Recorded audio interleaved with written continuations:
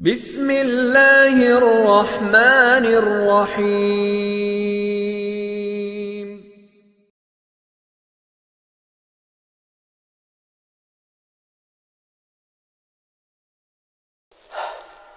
আলহামদুলিল্লাহ কাফা সালামান ইবাদিহিল্লাযীনা ইসতাফা আম্মা বাদ। সম্মানিত দিনদরদি মুসলমান ভাইরা, পর্দার আড়ালের মা ও বোনেরা, সকলের প্রতি আমার পক্ষ থেকে সালাম ও অভিনন্দন। আসসালামু আলাইকুম রহমতুল্লাহি ওয়া বারাকাতুহু। আশা করি আল্লাহ রাব্বুল আলামিনের দয়া এবং রহমতে সকলেই সুস্থ এবং সুন্দর আছেন। কিয়ামতের সেই কঠিন মুসিবতের দিনে নাফরমানদের বিরুদ্ধে 5 জন সাক্ষী দেবে। তারা কারা, সে বিষয়গুলো আজকে আমরা জানার জন্য চেষ্টা করব ইনশাআল্লাহ তাআলা। 1 নম্বরে, একজন নাফরমান বান্দার বিরুদ্ধে যিনি সাক্ষী দেবে সেই ব্যক্তি হলেন এই জমিন।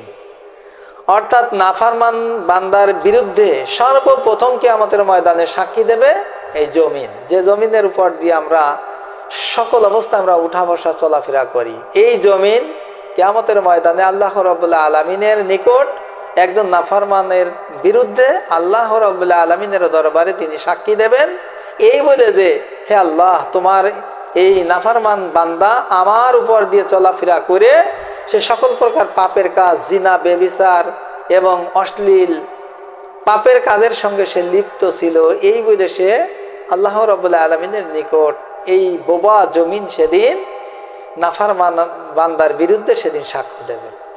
2 নম্বর ব্যক্তি হলো ওই ব্যক্তি, যে ব্যক্তি হলো আল্লাহ রাব্বুল আলামিন কিয়ামতের ময়দানে মানুষের মুখটাকে স্তব্ধ করে দেবেন, বন্ধ করে দেবেন, এবং নাফরমান বান্দার অঙ্গ প্রত্যঙ্গ সব কিছু সেদিন আল্লাহ রাব্বুল আলামিনের নিকট ওই নাফরমান বান্দার বিরুদ্ধে সেদিন সাক্ষ্য দেবে। অঙ্গ প্রত্যঙ্গ বলবে যে হে আল্লাহ, তোমার এই নাফরমান বান্দা তোমার এই হাত দিয়ে, পা দিয়ে, চোখ দিয়ে, এই অন্তর দিয়ে সে পাপের কাজে লিপ্ত ছিল। এই অঙ্গ প্রত্যঙ্গ সেদিন এই নাফরমান বান্দার বিরুদ্ধে সেদিন সাক্ষ্য দেবে। 3 নম্বরে কোন ব্যক্তি সাক্ষ্য দেবে? আল্লাহ রাব্বুল আলামিনের ফেরেশতারা, তারা মৌখিকভাবে এই নাফরমান বান্দার বিরুদ্ধে সেদিন সাক্ষ্য দেবে। কেননা আল্লাহ রাব্বুল আলামিন কুরআনুল কারিমে তিনি বলেছেন, কিরামান কাতিবিনা ইয়ালামুনা মা তাফআলুন। কিরামান কাতিবিন, সম্মানিত লেখক বৃন্দ, সম্মানিত ফেরেশতা, আমরা যা কিছু করি না কেন সব কিছু তারা দেখছে এবং সব কিছু শুনছে। এই ফেরেশতারা কিয়ামতের ময়দানে এই নাফরমান বান্দার বিরুদ্ধে সেদিন সাক্ষ্য দেবে। 4 নম্বরে আল্লাহ তাআলা সাক্ষ্য গ্রহণ করবেন আমল নামায়, লিখিত আমল নামার মাধ্যমে। অর্থাৎ আল্লাহ রাব্বুল আলামিন সূরাতুল ইনফিতারের ভিতর বলছে, কিরামান কাতিবিনা ইয়ালামুনা মা তাফআলুন। আমি আল্লাহ রাব্বুল আলামিন প্রত্যেক আদম সন্তানের কাছে 2 জন ফেরেশতা নিযুক্ত করেছি, যে ফেরেশতাকে বলা হয় কিরামান কাতিবিন, সম্মানিত লেখক বৃন্দ, ইয়ালামুনা মা তাফআলুন, যারা তোমাদের প্রত্যেকটি আমল সম্পর্কে অবগত।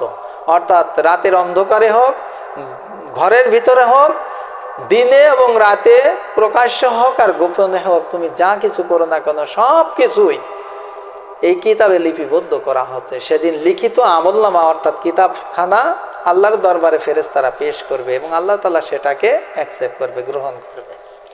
5 নম্বরে আল্লাহ রাব্বুল আলামিন নাফরমান বান্দার বিরুদ্ধে সরাসরি আল্লাহ তাআলা নিজেই ওই নাফরমান বান্দার বিরুদ্ধে সেদিন আল্লাহ তাআলা নিজেই সাক্ষ্য দেবে। সুতরাং একজন নাফরমান ব্যক্তির সেদিন বাঁচার কোনো সুযোগ থাকবে না। তাই আসুন আমরা এই 5টি গুণকে, 5টি বিষয়কে সামনে রেখে আমরা যখন জমিনে চলাফেরা করব, অবশ্যই ভালো পথে চলবো, ভালো কাজ করব, মানুষকে আল্লাহর দ্বীনের প্রতি আহ্বান করব, যাতে করে কিয়ামতের সেই ময়দানে এই জমিন সেদিন আমার পক্ষে সেদিন সাক্ষ্য দেয়।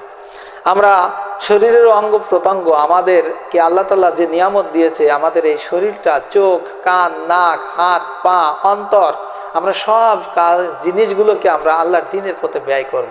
চোখ দিয়ে ভালো জিনিস দেখব, চোখ দিয়ে মহাগ্রন্থ আল কোরআন তেলাওয়াত করব, এই জবান দিয়ে সত্য কথা বলবো, এই জবান দিয়ে কোরআনের কথা বলবো, এই জবান দিয়ে মানুষকে আল্লাহর দ্বীনের পথে ডাকবো।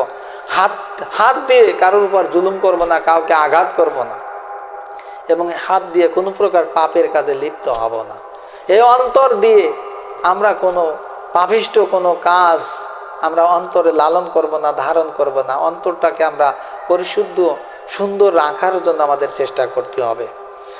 এবং আমাদের যে লিখিত কিতাব যা কিছু লিপিবদ্ধ করা হচ্ছে এদিকে আমাদের অবশ্যই খেয়াল করতে হবে, এবং আমাদের আমলনামায় যেন বেশি পরিমাণে নেকি লেখা হয়, গুনাহ যেন না লেখা হয়, সেদিকে লক্ষ্য রেখে আমাদের বেশি বেশি নেক আমল করতে হবে।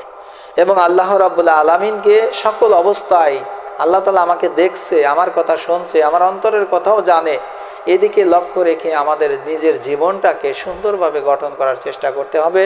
আল্লাহ রাব্বুল আলামিন আমাদের সকলকে এই যা কিছু শুনলাম এরই আলোকে জীবনটা সুন্দরভাবে গঠন করার তৌফিক দান করুক। আসসালামু আলাইকুম ওয়া রাহমাতুল্লাহি ওয়া বারাকাতুহু।